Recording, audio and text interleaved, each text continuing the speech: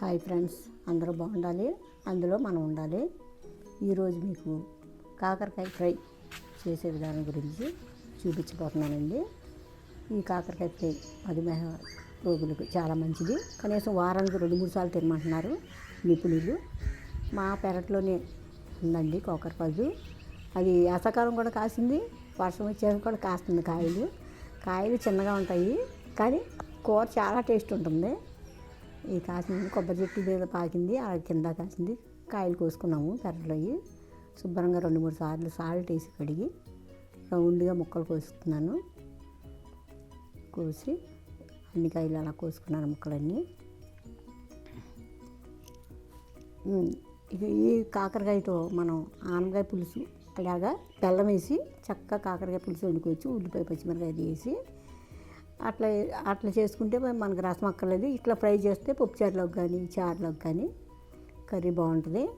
ఇందులో వేపుడు వేగిన తర్వాత మనం కొబ్బరి కూర కూడా వేసుకుని వేపుడు చేసుకోవచ్చు. అది బాగుంటుంది, చాలా టేస్ట్ ఉంటుంది. మీకు అస్సలు చేదు అనేదే ఉండదు. కర్రీ కోసేసుకున్నానండి ముక్కలన్నీ. పొయ్యి మీద కళాయి పెట్టి కొద్దిగా ఆవాలు, జీలకర్ర, మినపగుడ్డు వేసి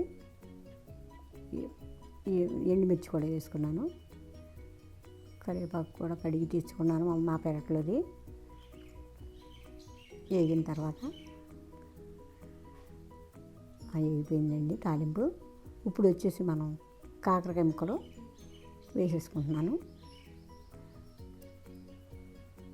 ఉడికేటప్పుడే కొంచెం సాల్ట్, పసుపు వేసుకుంటే ముక్క త్వరగా మగ్గుతుంది.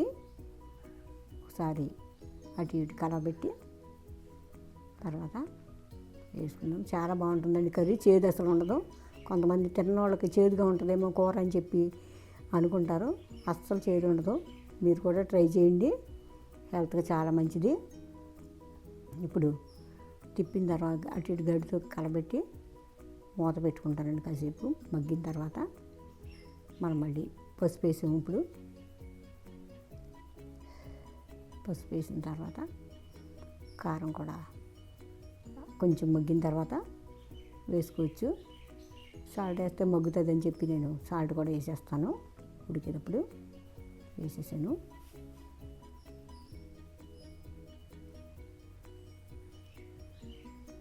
ఈ కూర మనకి రైస్లో బాగుంటుంది. సాంబార్ కానీ రసం కానీ వేసుకుని ఈ ఫ్రైని తినొచ్చండి.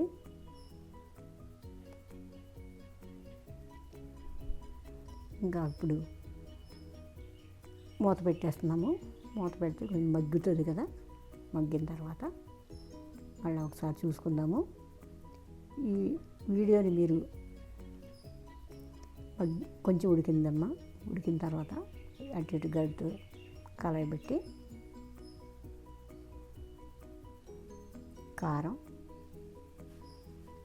టేస్ట్ సరిపడా వేసుకుంటున్నాను. మీకు కారం కావాలన్నా సాల్ట్ కావాలన్నా సరిపడ తినగలిగినంత వాళ్ళు తినగలిగినంత వేసుకోవచ్చు. అయిపోయిందండి, అయిపోవచ్చింది కర్రీ. ఇంకా